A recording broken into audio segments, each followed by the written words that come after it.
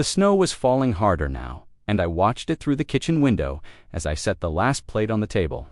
Walter Granger, that's me, though most folks around Ash Hollow just call me Walt. 82 years old come February, and I've been setting this same table for Christmas dinner since 1987, the year after my Margaret passed. I'd been up since 5 this morning, like I always am. Old habits from 43 years of being a high school principal don't die easy. The turkey was golden brown, sitting proud on the same platter Margaret used to serve on. I'd made her stuffing recipe from Memory's Age onions, and that touch of maple syrup she always added. The sweet potatoes were glazed just right, and I'd even managed to get the cranberry sauce out of the can in one piece, though Lord knows why that still matters to me. The dining room looked like something from a magazine. I'd strung lights around the doorframe and set out the good china, the Spode Christmas pattern Margaret had collected piece by piece over 20 years of marriage. Each place setting had a cloth napkin folded, neat as a military bunk, and I'd polished the silver until it gleamed. The centerpiece was a small Christmas tree I'd cut from the back 40 myself, decorated with ornaments that held 40 years of memories. Daniel was supposed to arrive at 3 with Melissa and the kids. My son, 47 now, works in insurance. Down in Burlington, makes good money, drives a BMW, lives in one of those new developments where all the houses look the same. Melissa, his wife, is a dental hygienist. Pretty enough woman, always worried about her appearance. Their kids, my grandchildren Sierra's 15 now, Tommy's 12. Used to be they'd run through this old house like it was their own, but lately things have been different. Glanced at the clock above the stove, 3:30. Maybe they hit traffic on Route 9. Snow can make that stretch treacherous, especially around White River Junction. I'd driven it enough times in my old Buick to know every curve and hill. Still, my phone sat silent on the kitchen counter. No calls, no texts. These days, it seemed like that phone was always quiet. 4 o'clock came and went. Then, I tried Daniel's number, but it went straight to voicemail. "Hey, it's Dan. Leave a message." Same recording he'd had for years. I didn't leave a message. What would I say? That his old man was sitting alone with enough food to feed an army, wondering if he'd forgotten what day it was. This house has seen a lot of Christmases. I bought it in 1968, right after I got promoted to principal at Ash Hollow High. 5 bedrooms, 2.5 baths, wraparound porch, and 2 acres of land that backs up to the state forest. Cost me $28,000 then. Was a stretch on a teacher's salary. Now the tax assessor says it's worth over $500,000, though I doubt Daniel knows that. He's never asked about the finances, never shown interest in anything but when I might need help with things. Margaret and I raised Daniel and his sister Lucy. In this house, Lucy lives in California now, married to a software engineer. She calls on my birthday and Christmas, sends cards with pictures of her kids I've never met. She's got her own life out there, and I don't blame her for it. But Daniel, he's only an hour away. And yet somehow he feels further than Lucy ever did. I remember when he was 12, about Tommy's age now. He'd help me rake leaves every fall, and we'd build forts in the pile before burning them. One time, he asked me if I'd ever be too old to rake leaves. I told him I'd probably die with a rake in my hands. He laughed then, said he'd come rake them for me when I couldn't anymore. But last fall, I raked them all myself, like I have every year since Margaret died. The food was getting cold. I'd turned the oven to warm, but turkey doesn't keep well. I made myself a platy, just a small one end, sat at the head of the table where I always sit. The chair squeaked a little. I'd been meaning to fix it for months. The silence in the house was the kind that presses against your ears, broken only by the grandfather clock in the hallway, marking time with mechanical precision. As I ate, I thought about the past few months. Daniel had canceled our usual Sunday dinner 3 weeks running. Work was busy, he said. Tommy had soccer practice. Sarah had a school project, always something. My birthday in October came and went with a phone call that lasted maybe 5 minutes. Melissa had remembered to send a card, but it arrived 2 days late, and I could tell she'd picked it up at the grocery store still had the price sticker on the back. After dinner, I sat in my recliner by the window, watching the snow fall heavier. Now, the forecast said we might get 8 inches. I thought about calling Daniel again, but pride is a stubborn thing, and I've got more than my share of it. Outside, the world was turning white and clean. covering up all the brown and dead things winter leaves behind. That's when I noticed the letter on the side table, the one I'd been meaning to answer for months. It was from Elaine Matthews, though. "The return address," said Elaine Kessler now. We'd been sweethearts back in high school, before her family moved to Albany senior year. She'd written to say she'd moved back to Vermont, to Woodbridge, about 20 miles from here. She'd heard about Margaret's passing and wanted to reach out to see how I was doing. The letter was dated 3 months ago. I picked it up and read it again, her neat handwriting unchanged after all these years. She'd become a nurse, she said. Never married, took care of her parents until they passed. She was involved with her church now, organizing activities for seniors. She wondered if I ever thought about the old days, about the dance we went to the night before she left town. I'd kissed her that night, the first real kiss for both of us, and promised to write every day. The truth was, I had thought about her over the years, more than I should have while Margaret was alive, and more than I admitted to myself after she passed. There had been times, especially in the early years of my marriage, when I'd wondered what might have been. But I'd been faithful to Margaret in thought as much as deed. It was the way I was raised, the way a man was supposed to be. As the snow continued to fall and the house grew darker, I realized something that should have been obvious months ago. I was alone in a way I'd never been before, not just for the evening, but truly alone. My son had his own life, his own priorities, and I wasn't one of them. The house that had once been full of laughter and life now echoed with nothing but my own footsteps and the tick of that damn clock. I folded Elaine's letter carefully and put it back on the table. Tomorrow, I thought I'd write her back. After all these years, what was there to lose? The snow kept falling, and I kept watching, wondering if the boy I'd once been was still somewhere inside this old man, waiting for permission to remember what hope felt like. The next morning, I woke to 2 feet of snow and a world transformed. Everything was white and clean, the kind of morning that makes you forget, for a moment, that you're old and alone. I made coffee in the percolator, none of that fancy machine. Stuffin sat at the kitchen table with Elaine's letter spread out in front of me. "Dear Walt," it began, "I hope this letter finds you well. I was sorry to hear about Margaret's passing. She was a lovely woman, and I always hoped you two would find happiness together." Even now, that generosity of spirit surprised me. Elaine had every right to be bitter, but she never was. That was her way. I closed my eyes and let myself remember. 1958. We were both 17 seniors at Ash Hollow High, where I'd later spend 4 decades as principal. Elaine was the prettiest girl in our class, with auburn hair that caught the light and green eyes that seemed to see right through you.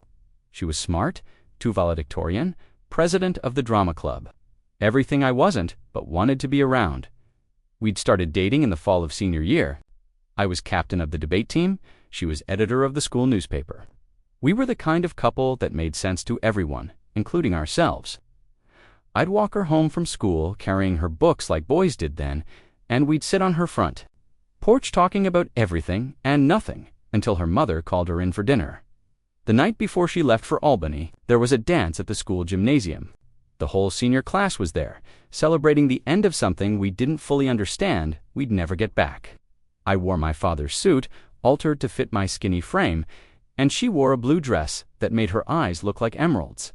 We danced to Only You by the Platters, and I knew I was in love with her, the way only a 17-year-old boy can be, completely, desperately, with no thought of tomorrow. After the dance, I walked her home the long way, through the covered bridge and past the old mill. We stopped in the middle of the bridge, and I kissed her. It wasn't my first kiss, but it was the first one that mattered. She tasted like punch and promises, and when she pulled away, there were tears in her eyes. "I'll write you every day," I told her, and I meant it. "This isn't goodbye, Elaine. It's just ... See you later." She smiled and touched my face with her gloved hand. "I'll write you too, Walt, and when I come back for Christmas, everything will be just like this." But she never came back for Christmas. Her father got a job with the state government, and they stayed in Albany. We wrote for 6 months, long letters full of teenage longing and future plans. Then college started, and the letters got shorter. I met Margaret at a mixer at the Teachers College, and by the time I graduated, Elaine was just a sweet memory from a time that felt like someone Elsa's life, I pulled out my reading glasses and examined the envelope more carefully. The return address was 47 Elm Street, Woodbridge, Vermont. A quick calculation told me it was maybe 30 minutes away, depending on the roads. She'd been living 20 miles from me, and I'd had no idea. Her letter mentioned she was retired, now 78 years old, and spent her time volunteering at the Woodbridge Community Center. She organized activities for seniors, she said, and ran a small program that delivered meals to elderly folks who couldn't get out. It sounded like the kind of thing Elaine would do. She'd always been the type to see a problem and fix it. The strangest thing was, I could picture her as clearly as if she were sitting across from me. The way she used to bite her lower lip when she was thinking. The way she'd tilt her head when she was listening to you, really listening. Margaret had been a good woman, a loving wife and mother, but she'd never listened the way Elaine did. Margaret was always thinking about what needed to be done next: dinner, laundry, Daniel's homework. Elaine had made you feel like you were the most important thing in the world. I got up and walked to the desk in my study, the one I'd used for 40 years to grade papers and write letters to parents. The bottom drawer stuck a little, like it always did, but I managed to pull it open. Inside were 3 leather-bound journals, the kind with lined pages and ribbon bookmarks. I'd started keeping them after Margaret died, not sure why, just feeling the need to put words on paper. The first journal was mostly about grief, page after page of a man trying to understand how to live without the woman who'd been his partner for 37 years, but as I flipped through the pages, I noticed something else. Starting about a year ago, I'd begun writing about Daniel, not the good memories, but the small hurts, the forgotten promises, the slow drift that had become a chasm. Daniel called today, read one entry from last March, asked if I needed anything from town. When I said yes, could he pick up some groceries? He said he was too busy but would try to get to it next week. He never did. Drove myself to the store, like I always do. Another entry from June. Melissa's birthday party for Tommy. I brought a gift and a card. Daniel barely said hello, spent the whole time on his phone. Tommy opened my present last, and I don't think he even looked at it. A baseball glove, same brand I bought Daniel when he was that age. Different world now, I suppose. Page after page of small rejections, casual dismissals, the gradual recognition that I'd become an obligation rather than a father. I'd been documenting my own obsolescence without realizing it. But reading Elaine's letter again, I felt something I hadn't felt in years. Not hope exactly, but curiosity. What would it be like to talk to someone who remembered the boy I'd been? Someone who might still see Walter Granger as more than just an old man waiting to die. I pulled out a sheet of my personal stationery, the kind with my name embossed at the top. My handwriting wasn't what it used to. Arthritis had made my fingers stiff, but it was still legible. I wrote carefully, crossing out words and starting over, until I had something that sounded like me. Dear Elaine, I began. Your letter was a wonderful surprise. I think about the old days more than I probably should, especially the night of the senior dance. I remember your blue dress and the way you laughed when I stepped on your feet during the slow songs. I'd like to see you again, if you're willing. Perhaps we could meet for coffee in town. I have some stories to tell, and I'd love to hear yours. I signed it Walt and sealed it in an envelope before I could change my mind. The walk to the mailbox was treacherous with all the snow, but I made it without falling. As I raised the flag to signal outgoing mail, I realized I was smiling for the first time in weeks. That afternoon, I called Daniel. He answered on the 4th. Ring sounding distracted. Hey Dad, how are you doing? Sorry we couldn't make it yesterday. Melissa came down with something, and the kids were cranky. You know how it is. I didn't know how it was. When Daniel was sick as a child, Margaret and I never counseled family obligations. We bundled him up and brought him along, because family was family. But I didn't say that. I'm fine, son. Just wanted to make sure you were all okay. We're good. Dad, listen, I'm in the middle of something here. Can I call you back later? He didn't call back, but for the first time in months, I didn't sit by the phone waiting for him to. Instead, I sat in my recliner and thought about a girl in a blue dress and wondered if some kinds of love were strong enough to survive 47 years of silence. 3 days later, Elaine called. Her voice was older, softer around the edges, but unmistakably hers. She'd gotten my letter, and yes, she'd love to meet for coffee. We settled on Thursday afternoon at Miller's Cafe in Woodbridge, a place I'd driven past 100 times but never entered. Before I could lose my nerve, I called Daniel. This time, I didn't wait for him to be too busy. "We need to talk," I said when he answered. "In person today." There was a pause. "Is everything okay, Dad? You sound ... different." "I'm fine. Better than fine. But we need to clear the air about some things." He arrived an hour later looking like he'd rather be anywhere else. At 47, Daniel had developed the soft middle and permanent scowl of a man who'd settled into disappointment. He worked in insurance, spent his days explaining to people why their claims were denied, and it showed in the way he approached every conversation like a negotiation. "Coffee," I offered. "I can't stay long. Melissa's got a thing at the church, and I promised I'd pick up the kids. Always somewhere else to be." I sat across from him at the kitchen table, the same table where I'd helped him with homework for 12 years, where we'd eaten breakfast together every morning before school. Now he sat like a stranger, checking his phone every few minutes. "Want to know why you didn't come for Christmas dinner?" I said. He looked up from his phone, surprised by the directness. "I told you, Melissa was sick, and with the storm, ... Daniel, I'm 82 years old. I've been through enough storms to know when someone's lying to me." His face reddened.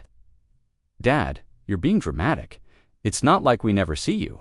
We had you over for Thanksgiving. For 2 hours, and you spent half of it in the other room watching football." "Look, I don't know what you want from me. I'm doing my best here. I've got a job, a family, responsibilities. I can't drop everything every time you want company." There it was, the truth. Finally, I wasn't family. I was company, a burden to be managed, not a father to be loved. "When did I become too old to keep up with emotions?" I asked. He blinked. "What? That's what you told Melissa on the phone last week. I heard you through the door when you came to get the snow shovel. You said I was too old to keep up with emotions, and that we needed to manage expectations." The color drained from his face. "Dad, I didn't mean..."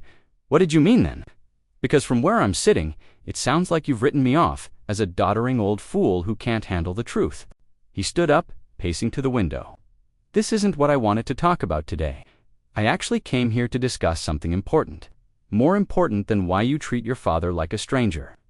He turned back to me, and for a moment I saw it, the boy he'd been, the one who used to run to me when he scraped his knee, but it was gone as quickly as it appeared. "Dad, we need to talk about your future, about what happens if you get sick, or if you can't take care of this place anymore." And there it was. The real reason for the visit, not concern for his old man, but concern for his inheritance. "I'm perfectly capable of taking care of myself and this house. For now, but what about next year? Dad, this house is worth a fortune now. The tax burden alone, ... He stopped himself, but not soon enough. I saw the calculation in his eyes, the mental math he'd been doing about my net worth.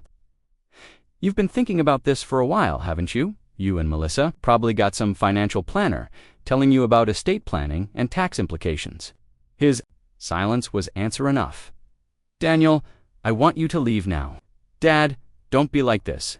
We're trying to help you. Help me." "What? Die faster. Move to some nursing home so you can sell this place and split the money." He grabbed his coat from the back of the chair. "You're being unreasonable. When you're ready to have a grown-up conversation about this, call me." After he left, I sat in the quiet kitchen for a long time. Then I remembered something. On Thanksgiving, Daniel had left some papers on the counter by the phone. I'd assumed they were work documents, but now I wondered. I found them in the junk drawer, mixed in with old receipts and expired coupons. Legal documents, mostly blank but with my name already filled in at the top. Power of attorney forms, healthcare proxy papers, and at the bottom, a real estate assessment for the house. Dated 2 weeks ago, the assessment valued the property at $520,000. But that wasn't the most interesting part. There was a note clipped to it in Daniel's handwriting. Check zoning commercial. Potential on Route 9 side. I walked to the window and looked out at the road. My property did front on Route 9, the main thoroughfare between White River Junction and Brattleboro. With the right zoning variance, this could be worth a lot more than $520. Oh, my phone buzzed. A text from Kayla, my granddaughter. "Hi, Grandpa. Hope you're okay. Sorry we missed Christmas. Maybe we can come by soon." I started to type a response, then stopped. Soon. Always soon. Never now, never today, never when it mattered. Instead, I called my lawyer. Cliff Barron had been my attorney for 20 years, handled Margaret's estate when she passed, helped me with the various legal issues. That came up during my years as principal. He was semi-ride now, but still sharp as a tack. Walt, good to hear from you. What can I do for you? Cliff, I need to ask you something. If someone wanted to gain control of my finances and property, what would they need? There was a pause. That's an interesting question, Walt. Are you having some family troubles? You could say that. I found some power of attorney papers Daniel left here. They're not signed, but you're wondering if he's planning to have you declared incompetent. The thought crossed my mind. Walt, as long as you're mentally competent and you clearly are no, one can force you to sign anything. But if you're concerned about your family's motives, maybe we should talk about protecting your interests. What do you mean? Come see me tomorrow. Bring those papers. We'll discuss your options. That night, I sat in my study and pulled out my journal again. I wrote about Daniel's visit, about the papers he'd left behind, about the look in his eyes when he talked about the house's value. As I wrote, I realized something that should have been obvious all along. My son wasn't waiting for me to die. He was planning for it, and not in a way that honored the life I'd built, but in a way that converted it into assets. The next morning, I got a call from Melissa. She was calling to apologize for missing Christmas. She said they'd all been so disappointed. We're planning a ski trip to Stowe next week, she said. Maybe when we get back, we can have you over for dinner. Talk about some things. More papers to sign, no doubt. More conversations about my future that didn't include my input. That sounds nice, Melissa. Have a good trip. After I hung up, I called Miller's Calf to confirm my reservation for Thursday. For the first time in months, I was looking forward to something. Not just to seeing Elaine, but to remembering what it felt like to talk to someone who saw me as more than a problem to be solved. Thursday arrived crisp and clear, the kind of winter day that makes Vermont look like a postcard. I'd spent an hour that morning deciding what to wear, not like a teenager getting ready for prom, but like a man who wanted to look like he still had some dignity left. I settled on my navy blue sweater, the one Margaret had bought me for my 75th birthday, and my good wool slacks. Miller's Calf sat on the corner of Main and Elm in Woodbridge, a small place with checkered tablecloths, and the kind of coffee that came in real mugs instead of paper cups. I arrived 15 minutes early, a habit left over from 4 decades of faculty meetings, and took a table by the window where I could watch for her at exactly 2 o'clock. I saw her walking up the sidewalk, and my heart did something I didn't think it could do anymore. She was smaller than I remembered, her auburn hair now silver white, but she moved with the same grace she'd had at 17. She wore a green wool coat that brought out her eyes, and when she saw me through the window, she smiled in a way that erased 47 years in an instant. "Walt," she said as she came through the door, and her voice was like coming home to a place I'd forgotten existed.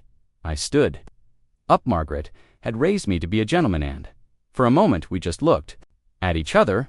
She was 78 years old, with lines around her eyes and hands that showed the wear of a life well lived. But she was still the girl who'd laughed at my jokes and believed I could do anything. "Elaine," I said, and couldn't think of anything else to say. She laughed, and it was the same laugh I remembered. "Sit down, Walt. You look like you've seen a ghost." "Maybe I have." We ordered coffee. She took hers black, same as always, and for the first few minutes, we did the dance people do when they're trying to compress half a century into small talk. She told me about her work as a nurse, how she'd spent 40 years at Albany Medical Center, mostly in pediatrics. I told her about my years as principal, about the changes I'd seen in education, about the kids who'd kept me young longer than I had any right to be. But gradually, the conversation deepened. She asked about Margaret, and I found myself talking about my marriage in a way I'd never done with anyone. Not complaining, not betraying confidences, but acknowledging the reality of what we'd had: a good partnership, built on respect and shared purpose, but not the kind of love that makes you forget who you were before. She was a good woman, I said, a wonderful mother. We built a life together that worked for both of us. Elaine nodded, but nothing. It was a good marriage. I was faithful to her, and she to me. We raised our son and took care of each other. That's what marriage is supposed to be, sometimes, but not always. I looked at her across the table. This woman who'd known me before I became a husband, a father, a principal. What about you? The letter said you never married. She smiled, a little sadly. I came close a few times. There was a doctor at the hospital, a good man. We dated for 3 years. He wanted to marry me, and I wanted to marry him. But I couldn't get past the feeling that I was settling for comfortable instead of waiting for extraordinary. And you never found extraordinary. I found it once, when I was 17. But that boy moved on, and I convinced myself that what we'd had was just teenage foolishness. The weight of her words settled between us. 47 years of what-ifs in my tavabins. I thought about the letters we'd exchanged that first year apart, how they'd gradually become more formal, more distant, until they stopped altogether. I've thought about you, I said, more than I should have while Margaret was alive, more than I've admitted to myself since she died. I know I've thought about you too. About that night at the dance, about the promises we made, sometimes I wondered if you remembered. I remember everything. Your blue dress, the way you smelled like vanilla and soap, the way you felt in my arms when we danced.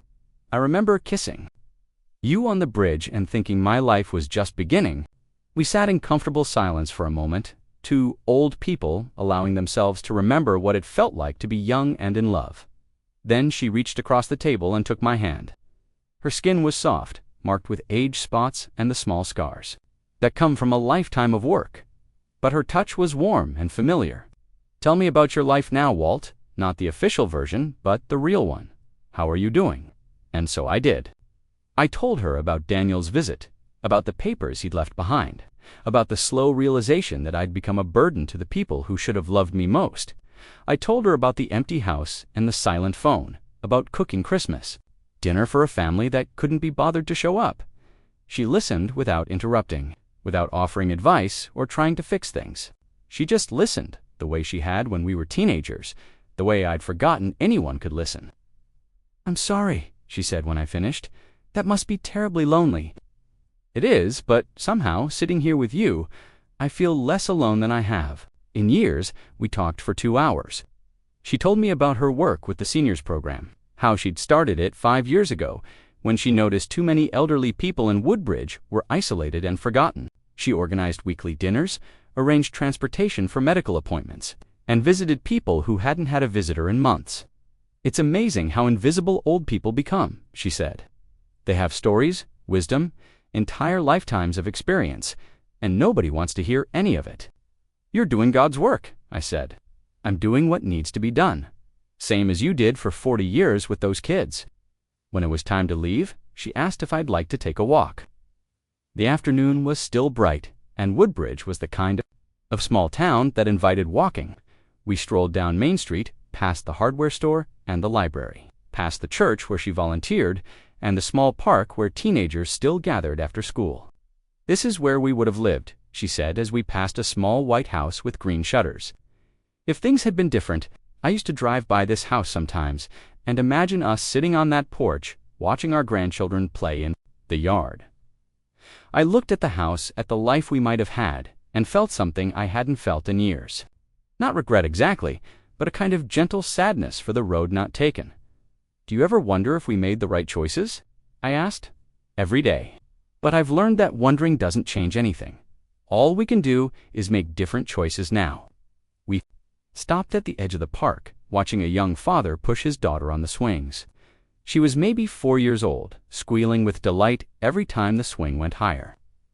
The father was completely focused on her, smiling at her joy, and I thought about how Daniel used to look at me that way. I have something to ask you, Elaine said. Christmas Eve, I'm organizing a service at the community center. Nothing fancy, just carols and hot chocolate, a little fellowship for people who might not have anywhere else to go. Would you like to come? I turned to look at her. This woman who'd appeared in my life like a gift I didn't know I needed. I'd like that very much. She smiled and squeezed my hand. Good, it starts at 7. And Walt, you don't have to be alone anymore. Not if you don't want to be. As I drove home that evening, I felt something I hadn't felt in years. Anticipation. Not the anxious waiting for bad news or the dreaded obligation of family duty, but genuine excitement about what tomorrow might bring. I thought about Elaine's laugh, about the way she'd listen to my stories, about the life we might still have time to build together. For the first time in months, I was looking forward to Christmas Eve. The next morning, I pulled out my will from the safe in my study. It was a simple document, drawn up 3 years after Margaret's death, when I'd finally accepted that I wasn't going to follow her anytime soon. Daniel was listed as executor, with instructions to sell the house and divide the proceeds between him and Lucy. There was a modest bequest to the church, another to the scholarship fund I'd established at the high school. But the bulk of my estates, somewhere north of $800,000, between the house, my pension, and various investments, was set to go to my children. I'd written the will assuming my children would grieve for me, that they'd want to preserve some connection to the house where they'd grown up. I'd imagined Daniel bringing his kids here for visits, showing them the room where he'd slept, the tree fort we'd built together in the backyard. I'd assumed love would factor into the equation somehow. But sitting in my study, remembering the calculation in Daniel's eyes when he talked about the house's value, I realized how naive I'd been. To him, this wasn't the place where he'd learned to ride a bike or where his mother had read him bedtime stories. It was a real estate opportunity, a nest egg that would help pay for his kids' college or his own retirement. I opened my laptop, a gift from Lucy that I'd grudgingly learned to use, and began scrolling through old emails and text messages. What I found was a pattern I'd been too trusting to see before. For the past 2 years, Daniel and Melissa had been slowly pushing me toward dependency. Little suggestions that I might be getting too old to drive in winter, concerned questions about whether I was eating properly, offers to help with my finances that I'd politely declined. One email from Melissa sent 6 months ago was particularly revealing. "Walt, I noticed you seemed a little confused about the dates when we talked yesterday. Are you sure you're remembering to take your medications? Maybe we should set up one of those pill organizers for you." I hadn't been confused about anything. I'd simply mentioned that I thought their anniversary was in June, not July. A simple mistake, the kind anyone might make, but she'd turned it into evidence of cognitive decline. Another email, this one from Daniel. "Dad, I drove by the house yesterday and noticed the gutters need cleaning. I worry about you getting up on a ladder at your age. Maybe it's time to think about hiring someone to help with the maintenance, or consider whether this big house is really practical for you anymore. I'd cleaned those gutters myself the week before. They were fine. But Daniel hadn't bothered to check. He'd just assumed I was too old and feeble to maintain my own home. The more I read, the clearer the pattern became. They weren't concerned about my welfare. They were building a case for my incompetence. Every forgotten detail, every small confusion, every sign of normal aging was being cataloged and interpreted as evidence that I needed their help. I closed the laptop and walked to the window. The house I'd bought in 1968 sprawled before me. 2 acres of land that had been my pride and joy for over 50 years. I'd planted every tree, laid every stone in the garden paths, painted every room at least 3 times. This wasn't just property. It was the physical embodiment of my life's work. My phone rang. "Kayla, hi, Grandpa. How are you doing?" "I'm fine." "Sweetheart, how are you?"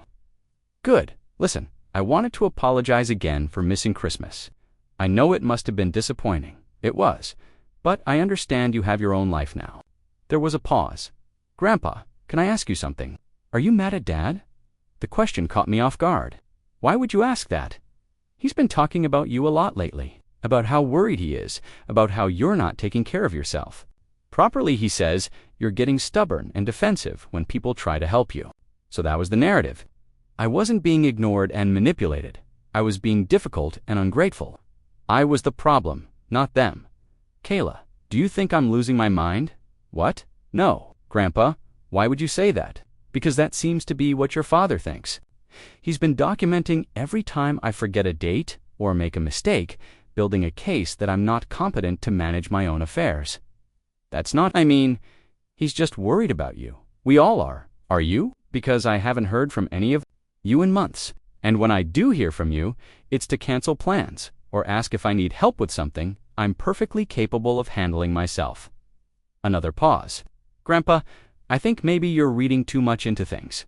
Dad loves you. He's just trying to look out for you. By trying to get me to sign over power of attorney, by having the house appraised without my knowledge, by treating me like I'm already dead? I don't know anything about that. Maybe you should talk to him directly. I did. He told me I was being unreasonable and walked out. I could hear the uncertainty in her voice now. Grandpa, I'm sure there's just been a misunderstanding. Why don't we all sit down together and talk about this? I'd like that, Kayla, but I'm not holding my breath. After she hung up, I sat in my chair and thought about the conversation. Kayla was a good kid, but she was caught in the middle of something she didn't fully understand. She wanted to believe the best of her father, and she couldn't conceive that he might be motivated by something other than love. I'd seen the gleam in his eye when he talked about the house's value, the way he'd immediately started calculating commercial potential. Daniel wasn't planning for my care. He was planning for my assets. That afternoon, I drove to Cliff Barron's office in White River Junction. Cliff was my age, a man who'd built his practice on honesty and common sense rather than flashy legal maneuvering. His office was in an old Victorian house that had been converted to professional use, with creaky floors and windows that actually opened. Walt, good to see you. You look well. Thank you, Cliff. I told him about Daniel's visit, about the papers I'd found, about the pattern of manipulation I'd discovered in my emails. Cliff listened without interrupting, occasionally making notes on a legal pad. Walt, I have to ask you this, and I need you to be honest with me. Are you experiencing any cognitive issues, memory problems, confusion, anything like that? No more. Then anyone my age, I forget names sometimes, lose track of dates, but I'm sharp enough to know when I'm being played. Cliff nodded. I've known you for 20 years, Walt. Your mind is as clear as it ever was. What you're describing sounds like a family that's more interested in your assets than your welfare. So what are my options? Several. First, you could change your will, remove Daniel as executor, redistribute your assets. Second, you could set up a trust, protect your money from anyone who might try to manipulate you. Third, you could transfer ownership of the house to someone you trust, someone who would respect your wishes. What would you recommend? Cliff leaned back in his chair. Walt, you're not just my client, you're my friend. And as your friend, I'm going to tell you something that might be hard to hear. Your son is treating you like a problem to be solved, not a father to be loved. You don't owe him your life's work just because he's your blood, but he's my son, and you're his father. That relationship goes both ways. If he can't respect you while you're alive, why should you reward him when you're dead? I sat in silence, thinking about the boy Daniel had been, the man he'd become, the father I'd apparently failed to be. Somewhere along the way, I'd lost my son to a world that measured love in dollars and loyalty in inheritance. Cliff, I want to make some changes, but I want to do it right. I want to protect what I've built, but I also want to leave room for reconciliation if that's still possible. Are you ready to teach them one last lesson, Walter? I looked out the window at the snow-covered town, at the life I'd built over 8 decades, at the legacy I'd always assumed would be cherished by the people who mattered most. Then I thought about Elaine, about the way she'd listened to my stories, about the possibility that love might still be possible even at my age. Yes, I said, I think I am. The next morning, I awoke with a clarity I hadn't felt in years. For too long, I'd been reactive, responding to my family's neglect with hurt feelings and wounded pride. But hurt feelings don't protect a legacy, and wounded pride doesn't ensure that your life's work serves something greater than greed. I drove back to Cliff's office, carrying a folder full of documents I'd spent the evening organizing: bank statements, investment records, property deeds, insurance policies, the paper trail of a life lived responsibly. The numbers were larger than I'd realized: $847,000 in total assets, not counting the house, which recent assessments suggested might be worth $600,000 or more if rezoned for commercial use. Cliff spread the documents across his conference table like a general planning a campaign. Walt, before we make any changes, I need to understand what you really want, not what you think you should want, but what would make you proud of your legacy. I'd been thinking about that question all night. I want my money to help people who need it. I want this house to serve a purpose beyond making my son richer. And I want to leave room for love to matter more than obligation. Tell me about this woman you mentioned, Elaine. So I did. I told him about our afternoon at Miller's Cafe. about the work she did with isolated seniors, about the way she'd listened to my stories without judgment. I told him about the Christmas Eve service she'd organized, about the possibility that I might not have to spend my remaining years alone. "She sounds like someone who understands what matters," Cliff said. "And her work with seniors, that's exactly the kind of thing your money could support." We spent the next 3 hours crafting a plan that felt like justice rather than revenge. First, I would transfer ownership of the house to a charitable remainder trust, with Elaine as the trustee. She could live there if she chose, or use it as a base for her seniors program. When she died, the property would go to the state to be preserved as a park or nature preserve. Second, I would establish the Margaret Granger Memorial Fund, named after my wife, to provide meals and companionship for elderly people who had been forgotten by their families. The fund would be managed by the Woodbridge Community Center, where Elaine volunteered, and would receive the bulk of my financial assets. Third, I would rewrite my will to leave each family member a modest sum enough to know they hadn't been forgotten, but not enough to retire on. Daniel would get $10,000, Melissa $5,000, and Lucy $10,000.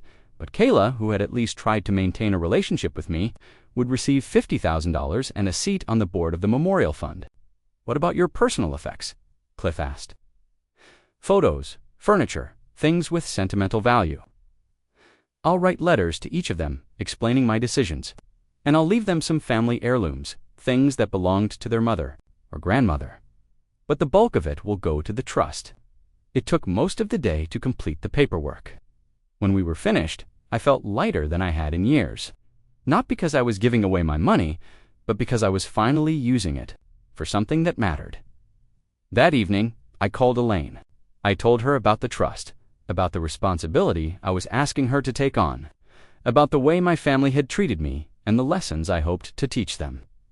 "Walt, I'm honored that you trust me with this. But are you sure? This is your life's work we're talking about. That's exactly why I want you to have it. You understand what life is for. You know that money is just a tool, and the only thing that matters is what you build with it. What if your family fights this? What if they try to have it overturned? Cliff says the trust is bulletproof. And besides, they'd have to prove I was incompetent when I signed it.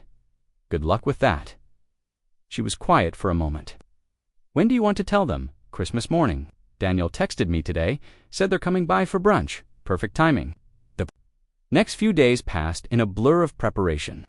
I spent hours writing letters to each family member, trying to explain my decisions without sounding bitter or vindictive. To Daniel, I wrote about the responsibilities of parenthood, about the difference between providing for your children and earning their love. To Melissa, I wrote about the importance of family, about the way marriage should make you more generous, not more calculating. To Lucy, I wrote about forgiveness, about the need to stay connected even when distance makes it difficult. But to Kayla, I wrote about hope, about the possibility that love could still matter more than money, that family could still be built on something more solid than obligation. I told her about her grandmother, about the woman she'd never really known, but whose strength and kindness lived on in her granddaughter's heart. I also spent time going through the house, deciding what to keep and what to give away. The good china would go to Lucy, who had always admired it. Margaret's jewelry would be divided between Melissa and Kayla. The books would go to the library, the tools to the high school shop class. Everything else would stay with the house, part of the trust that would serve the community long after I was gone. On Christmas Eve, I drove to the community center for Elaine's service. The building was warm and welcoming, decorated with simple greenery and candles. About 30 people had gathered, most of them elderly, some of them clearly alone. We sang carols and shared stories, and for the first time in years, I felt like I was part of something larger than myself.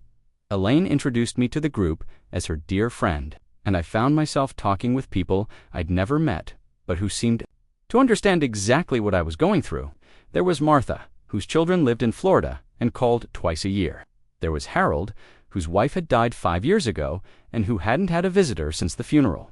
There was Ruth, who had outlived her husband and all her friends and spent her days reading to the blind at the library. These were my people, I realized. Not by blood, but by circumstance. We were the forgotten ones, the inconvenient ones, the ones whose stories no longer interested the people who should have cared most. But we were still here, still capable of love and laughter and hope. After the service, Elaine and I walked to her car. The snow was falling again, big soft flakes that made the world look clean and new. "How are you feeling about tomorrow?" she asked, nervous, excited, ready. "Are you sure about this? Won't you tell them there's no going back?" I looked at her, this woman who had become my anchor in a world that had lost its bearings. "Elaine, I've spent the last 5 years waiting for my family to remember that they loved me. Tomorrow, I stop waiting and start living." She smiled and took my hand. "Then let's go change the world, one family at a time." As I drove home that night, I thought about the boy I'd been, the man I'd become, and the legacy I was about to leave behind. For the first time in years, I was proud of all three. Christmas morning arrived with the kind of sunshine that makes fresh snow look like diamonds scattered across the landscape. I woke at 5:30, same as always, and made coffee in Margaret's old percolator. The house was quiet, but it felt different, somehow not empty, but expectant, like a theater before the curtain rises. I'd set the table the night before, using the everyday dishes instead of the good china. This wasn't a celebration, it was a reckoning. The manila envelope sat on the kitchen counter, thick with legal documents, and sealed with the kind of finality that comes from a life-changing decision. At exactly 10 o'clock, I heard car doors slamming in the driveway. Through the window, I watched Daniel, Melissa, and the kids trudging through the snow toward the porch. They were laughing about something, probably looking forward to a pleasant morning of gift-giving and idle conversation. Before returning to their real lives, I opened the door before they could knock, the way I always did. Daniel looked surprised to see me standing there so formally, dressed in my good slacks and the tie Margaret had given me for our last Christmas together. "Morning, Dad, you look... nice special occasion." You could say that. "Come in, all of you. I've got coffee made." The kids Sarah and Tommy gave me the obligatory hugs that teenagers give their grandparents, quick and perfunctory. Melissa pecked me on the cheek and commented on how cold it was. Daniel hung up his coat and rubbed his hands together. Something. "Smells good in here. You been cooking?" "Just cinnamon rolls. Nothing fancy." We gathered around the kitchen table, same as we had for years. But this time, I remained standing while they sat. The envelope was within easy reach, and I found myself gripping it like a lifeline. "Dad, you're making me nervous," Daniel said. "Sit down, relax. I have something to tell you all. Something important." Melissa looked at Daniel, and I saw something pass between them, a look of anticipation, maybe even excitement. They thought I was about to announce that I'd decided to move to assisted living, or that I was ready to sign those power of attorney papers. "Before I begin," I said, "I want you to know that I've thought about this very carefully. I've consulted with my attorney, and all the legal work is complete. What I'm about to tell you is not a negotiation or a request for input. It's simply information." Daniel's smile faded. "Dad, what are you talking about?" I opened the envelope and pulled out the first document. This is a trust agreement. As of December 23rd, I have transferred ownership of this house and property to the Margaret Granger Memorial Charitable Trust. The trustee is Elaine Kessler, and the trust's mission is to provide support and services for elderly people who have been forgotten by their families. The silence that followed was deafening. Sarah and Tommy looked confused, but Daniel and Melissa were staring at me like I'd announced I was joining the circus. "I don't understand," Melissa said finally. "Who is Elaine Kessler?" "She's a friend of mine, someone I knew many years ago. She runs a program for seniors in Woodbridge, and she understands what it means to be alone." Daniel found his voice. "Dad, you can't be serious. This house has been in our family for 50 years. It's Sarah and Tommy's inheritance." "No, Daniel, it was my house. I bought it, I maintained it, I paid for it, and now I've given it to someone who will use it to help people. But we're your family." Melissa's voice was rising. "We're your son and grandchildren. Are you? Because for the past 2 years, you've treated me like a burden. You've canceled visits, ignored my calls, and made it clear that your main interest in me is financial." I pulled out the second document. "This is my new will. It's quite different from the old one. Daniel, you're no longer the executor. That responsibility now belongs to Cliff Barron, my attorney. You'll receive $10,000, Melissa will receive $5,000, and Lucy will receive $10,000. The rest of my assets, approximately $800,000, will go to the Margaret Granger Memorial Fund. Daniel stood up so quickly his chair fell over. Dad, what the hell is wrong with you? Have you lost your mind? My mind is perfectly clear. Clear enough to recognize that you've been planning for my death instead of enjoying my life. That's not true, isn't it? You had this house appraised without my knowledge. You left power of attorney papers on my counter. You've been building a case for my incompetence based on normal signs of aging. Melissa's face was red with anger. You're being manipulated by this woman, whoever she is. She's taking advantage of you. Elaine isn't taking advantage of me. She's the first person in years who's listened to my stories without calculating what they're worth. Daniel began pacing, his hands clenched into fists. Dad, think about what you're doing. Think about Sarah and Tommy. They're your grandchildren. Don't you want to leave them something? I want to leave them a lesson. I want them to understand that love isn't inherited, it's earned. That family isn't just about blood, it's about showing up. I looked at my grandchildren, sitting wide-eyed at the table. Sarah, Tommy, I want you to know that I love you both. But I also want you to learn something important.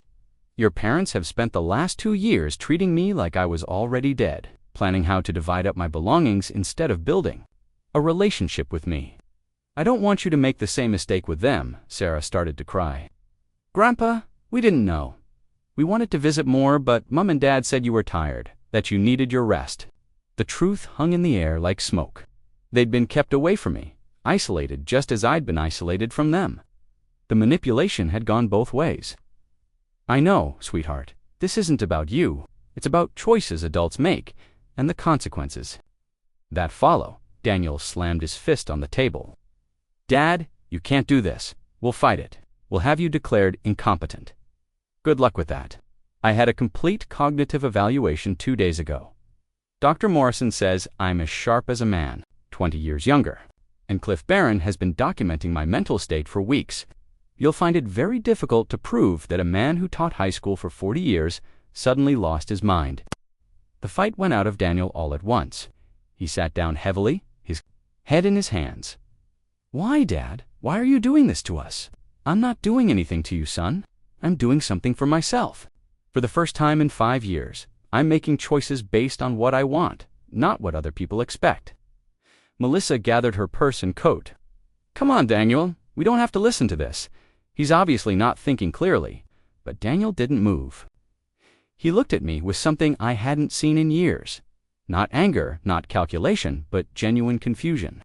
Dad, I know I haven't been the best son. I know I've been busy, distracted. But I love you. The security, the inheritance, the house you never have to worry about buying. He couldn't answer, and that was answer enough. Daniel, I'm not angry with you. I'm disappointed. But more than that, I'm proud of myself for finally choosing to invest in people who invest in me. Melissa was already at the door. Daniel, let's go. Let him live with his precious Elaine and see how long that lasts. But Daniel hesitated. Dad, is there any way to fix this? Any way to make things right? I considered the question carefully.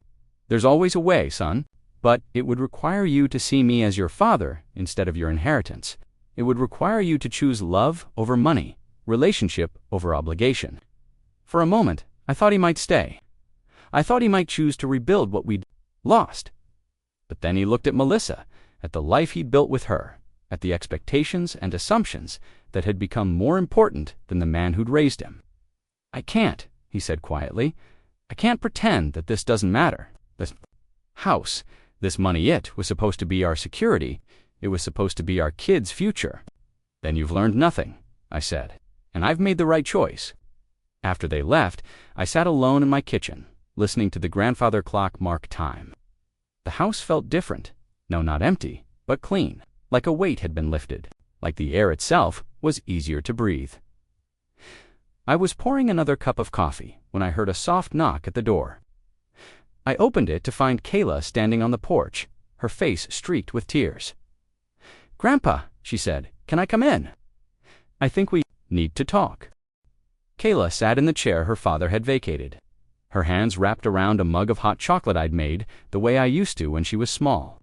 At 15, she was caught between childhood and adulthood, old enough to understand the weight of what had just happened, but young enough to believe it could still be fixed. "Grandpa," she said, "I need to tell you something about why we haven't been visiting." I settled into my chair across from her, the same chair where I'd read her bedtime stories when she was little. "I'm listening, sweetheart. Dad and Mom, they've been saying things about you, about how you were getting forgetful, how you might not be safe living alone. They said visiting you made you agitated, that it was better to give you space." The words hit me like a physical blow. "They told you I didn't want to see you." Not exactly, but they made it sound like seeing us was hard for you, like you were better off without the stress of having kids around. I closed my eyes, remembering all the times I'd waited for visitors who never came. All the holidays I'd spent alone thinking my family had simply grown tired of me. "Kayla, I want you to know that there hasn't been a single day in the past 2 years when I wouldn't have welcomed a visit from you. Not one." She started crying again. I knew something was wrong. "I used to love coming here, remember?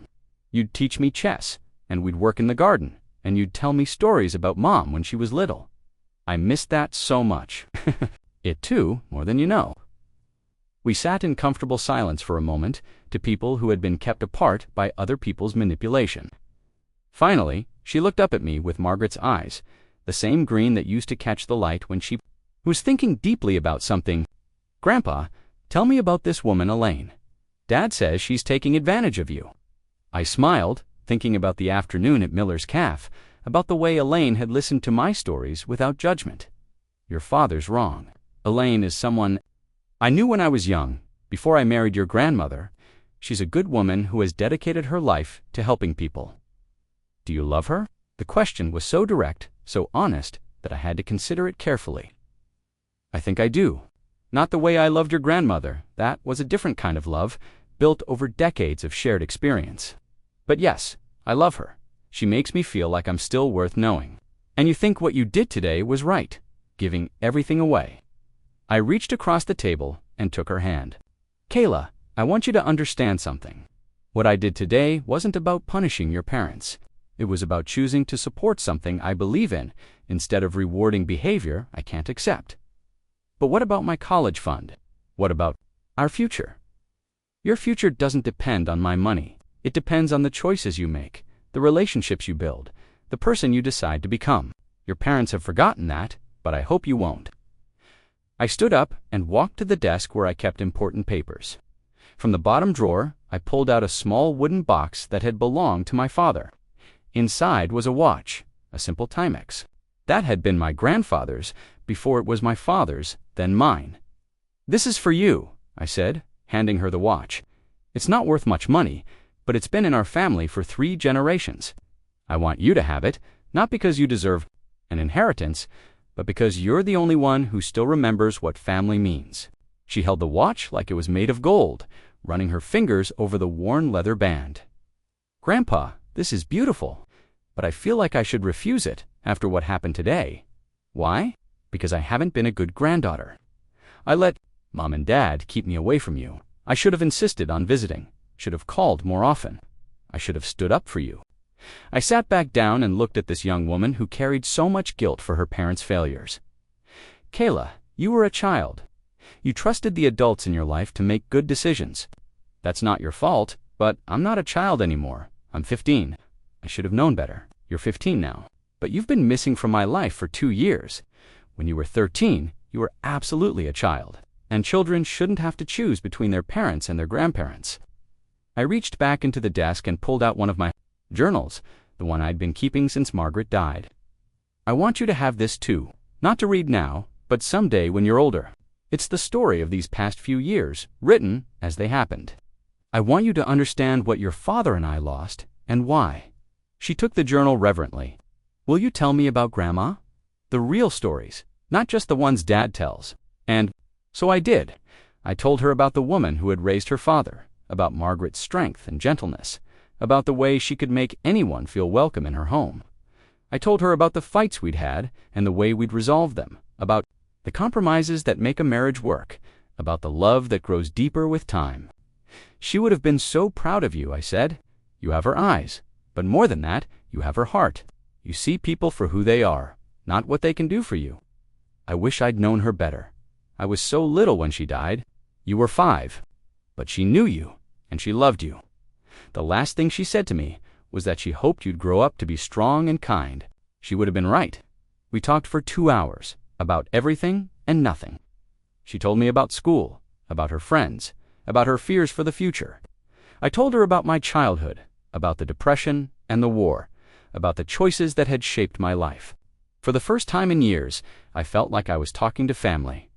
When it was time for her to leave, she hugged me tightly. "Grandpa, I'm going to come visit you.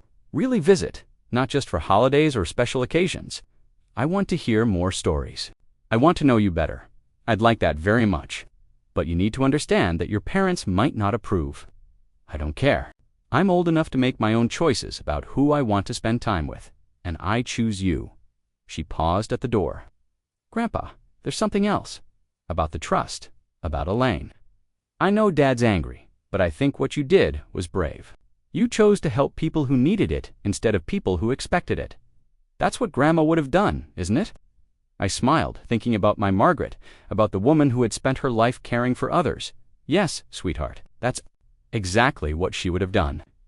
After Kayla left, I sat in my quiet house and thought about the day. I'd lost a son, at least temporarily. I'd gained an enemy in Melissa. But I'd also rediscovered my granddaughter, and in doing so, I'd found hope for the future. The phone rang. Elaine. "Walt, how did it go?" "About as well as you'd expect." Daniel's furious, Melissa's threatening to fight the trust, and I'm sitting here wondering if I did the right thing. "Did you do what you believed was right?" "Yes." "Then you did the right thing. The rest will work itself out." I had an unexpected visitor, my granddaughter Kayla. She stayed for 2 hours, and we talked like we used to when she was little. "That's wonderful, Walt. It sounds like you didn't lose everything today." "No, I think I might have gained something even more valuable." "What's that?" "The knowledge that love really can choose, instead of just obligating, and that it's never too late to start over." That evening, I drove to Elaine's cottage on Elm Street, my heart feeling lighter than it had in years despite the chaos of the morning. The house was exactly what I'd imagined, small, tidy, with warm light spilling from the windows and smoke curling from the chimney. It looked like the kind of place where people were welcome, where stories were told and laughter came easily. She met me at the door wearing a deep red sweater that made her silver. Hair looked like spun moonlight. "Walt, you look exhausted. Come in, come in. I've got tea made." Her living room was a testament to a life well lived. Photographs covered every surface knot. Family portraits, but pictures of people she'd helped over the years. Patients from the hospital, seniors from the community center, children from her church. Books were stacked everywhere, not for decoration, but because they were clearly read and reread. The furniture was comfortable rather than fashionable, the kind of pieces that invited you to sit and stay a while. "Tell me everything," she said, settling into the chair across from me with her tea cupped in both hands. So I did. I told her about Daniel's anger, about Melissa's accusations, about the way they'd left without a word of goodbye. But I also told her about Kayla, about the conversation we'd had, about the possibility that something good might come from all this pain. "You did the right thing," she said when I finished. "It couldn't have been easy, but you chose love over obligation. That takes courage." I keep wondering if I was too harsh, if I should have tried harder to make them understand. "Walt, you spent 2 years trying to make them understand. You cooked dinners they didn't come to, made calls they didn't return, showed up for events where you were treated like an inconvenience. How much more understanding can one person do?" She was right, of course. But letting go of the hope that your children will love you the way you love them, that's not a decision you make once. It's a decision you make every day, sometimes every hour, until it finally becomes true. "I brought something for you," I said, pulling out a small wrapped package. "It's not much, but I wanted you to have it." She opened it carefully, like someone who had learned not to expect gifts. Inside was a small silver locket that had belonged to Margaret, the one she'd worn on special occasions. I'd had it engraved, with a simple message for Elaine, who listened. "Walt, this is beautiful, but I can't accept this. It must have been your wife's. It was." But Margaret would have wanted someone to have it who understood what it meant to care for others. "She would have liked you, Elaine. You have the same generous heart." She fastened the locket around her neck, and I was struck by how right it looked. "There, I have something for you too," she said, reaching under the Christmas tree in the corner. "I wasn't sure if I should give it to you, but after what you've told me about today, I think the time is right." The package was flat and rectangular, clearly a book. When I unwrapped it, I found a photo album, leather-bound and worn around the edges. On the first page was a picture I hadn't seen in 60 years. Me and Elaine at the senior dance, her in her blue dress, me in my father's suit, both of us grinning at the camera like we had forever ahead of us. "How did you... I started, then stopped. There were dozens of pictures, all from our senior year. Pictures from school events, from group dates, from the casual moments when someone had a camera and decided to capture a slice of life. "I kept them all these years," she said quietly. "I told myself I was being sentimental, but the truth is, I never stopped loving that boy in the pictures. Even when I tried to convince myself it was just a teenage crush, I never stopped loving him." I turned the pages slowly, watching our young selves navigate the last year of high school. There were pictures of us at football games, at the school play, at the winter formal. In every picture, we were touching, somehow holding hands, arms around each other, always connected. "Elaine, I need to tell you something. I never stopped loving you either. Even during my marriage, even when I was being faithful to Margaret, in every way that mattered, there was always a part of my heart that belonged to you." "Is that why you never answered my letter? The one I sent when Margaret was still alive?" "Partly, but mostly because I knew that if I saw you again, I would have had to choose between honoring my marriage vows and following my heart. I wasn't brave enough to face that choice." She reached across the space between our chairs and took my hand. "And now I'm free to choose, and I choose you, Elaine. I choose whatever time we have left, whatever life we can build together." She smiled, and in that smile I saw the girl who had danced with me at the senior prom, the woman who had waited 60 years for me to find my way back to her. "I choose you too, Walt. I choose us." We sat in comfortable silence, holding hands, and watching the fire crackle in the fireplace. Outside, snow was falling again, but inside, everything was warm and right. "I have a confession," she said eventually. "I've been thinking about what you said yesterday, about the trust, about using your house to help people. I have an idea. Tell me, what if we turned it into a kind of senior center? Not just for activities, but for people who need a place to stay temporarily. People who are between housing situations, or who need time to recover from an illness, or who just need to remember that they're not alone." I could see it immediately. The guest bedrooms turned into temporary apartments, the large kitchen perfect for communal meals, the living room where people could gather to share stories and find friendship. "It's perfect," I said. "It's exactly what that house should be used for, and you could help run it if you wanted to. You understand education, administration, how to work with people. We could be partners in this.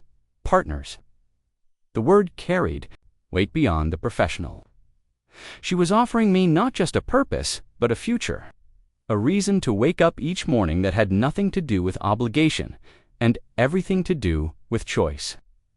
"I'd like that very much," I said.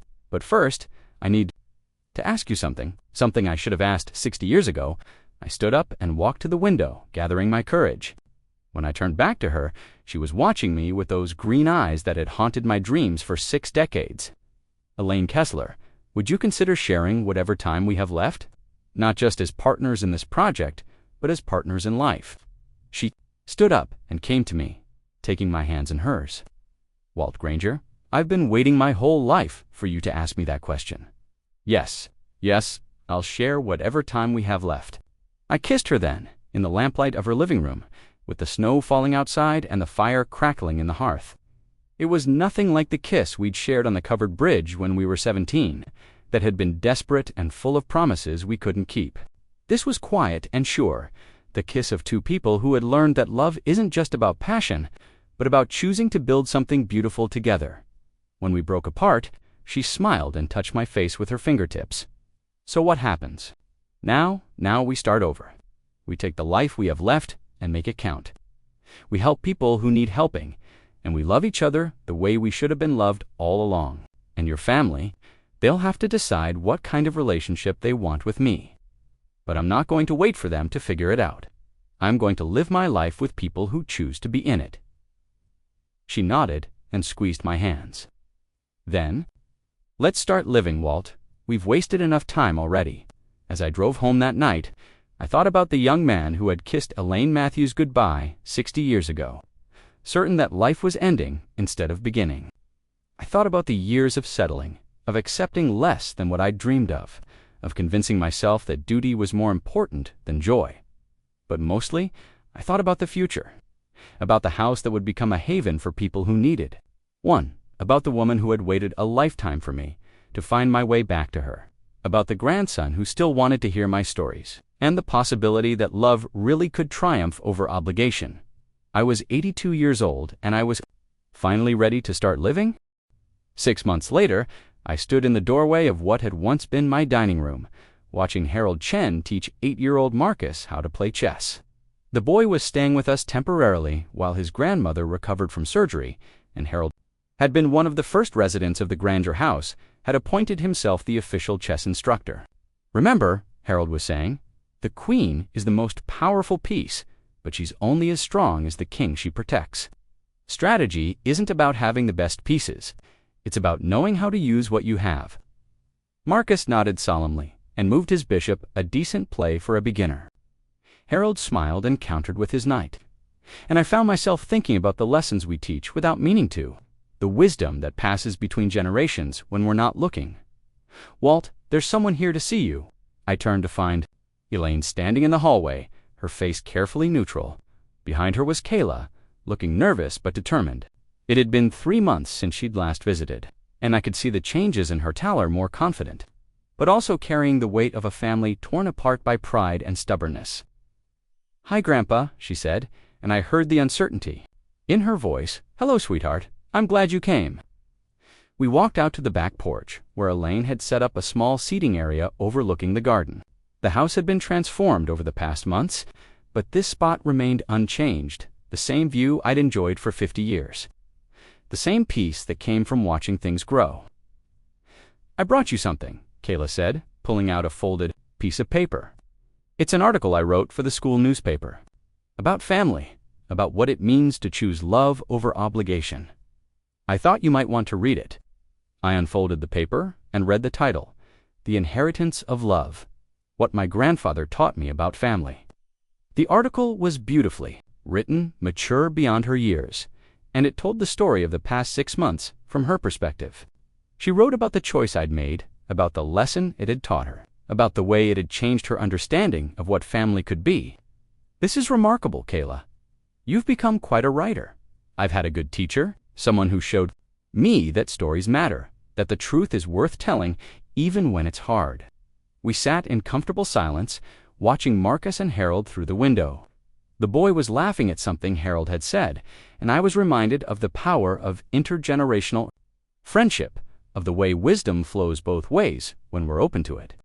"How are your parents?" I asked, still angry, still convinced that you've lost your mind, but I think Dad's starting to realize that being angry won't change anything. "And you? Are you angry?"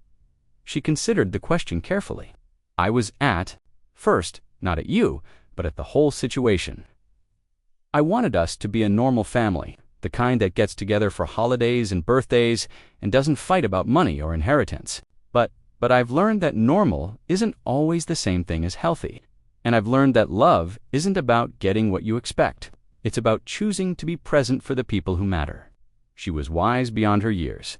This granddaughter of mine and her, I could see the future, not just of our family, but of the world.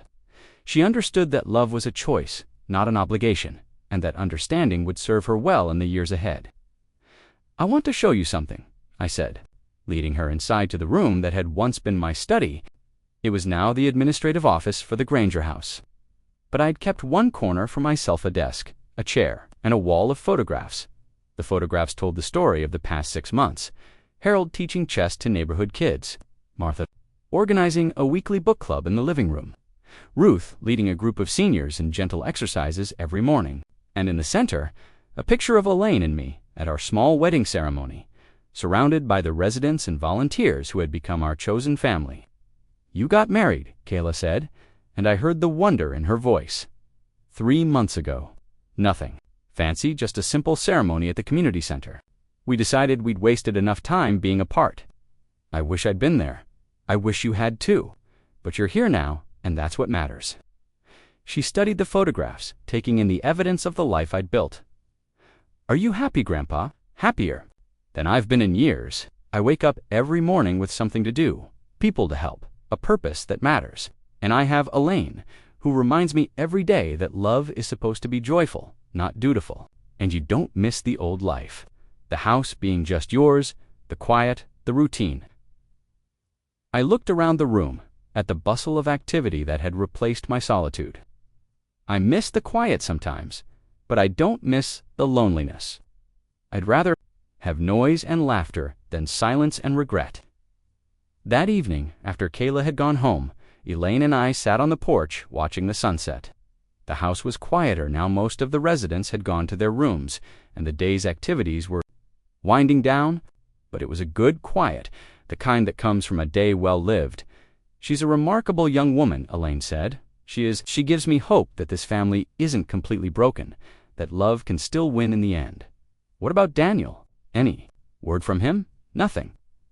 Kayla says he's still angry, still convinced that I've made a terrible mistake, but I think he's starting to realize that being angry won't change anything.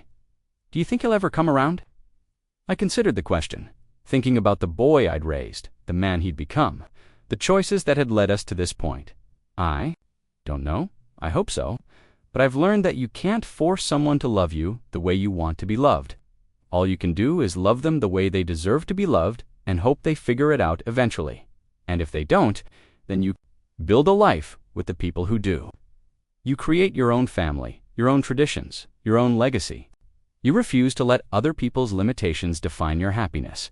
She reached over and took my hand the way she had that first day at Miller's Cafe.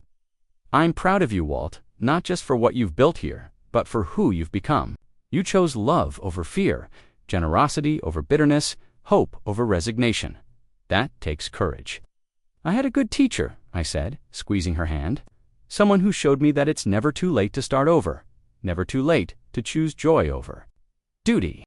As the sun set behind the mountains, painting the sky in shades of gold and pink, I thought about the journey that had brought me to this moment. A year ago, I had been a lonely old man, forgotten by his family and resigned to his fate. Now, I was surrounded by people who had chosen to be in my life, who valued my stories and my wisdom, who saw me as more than just a burden to be managed. The house buzzed with life and purpose. Harold would be here for another month until his apartment was ready. Martha had decided to stay permanently, helping Elaine manage the daily operations. Ruth had moved in after her landlord raised her rent beyond what she could afford, and Marcus would be with us for 2 more weeks until his grandmother was fully recovered. Each of them had a story, a reason for being here, a contribution to make. And each of them had taught me something about the true meaning of family, that it's not about blood or obligation, but about choice and commitment, about showing up for each other when it matters most. That night, as I was getting ready for bed, I found a letter on my nightstand. It was from the Woodbridge Gazette, asking if I'd be willing to write a regular column about senior issues and community involvement. The editor had heard about the Granger house and wanted to share our story with the wider community. I smiled as I read the letter, thinking about the boy who had once dreamed of being a writer, who had settled for being a teacher instead. Maybe it wasn't too late to be both. Maybe it was never too late to become the person you were meant to be. As I turned off the lights and settled into bed next to Elaine, I thought about the title of my first column, The Inheritance of Love. What I learned when I stopped waiting. To be loved and started living, it was a story worth telling, a lesson worth sharing. And for the first time in years, I was excited to see what tomorrow would bring.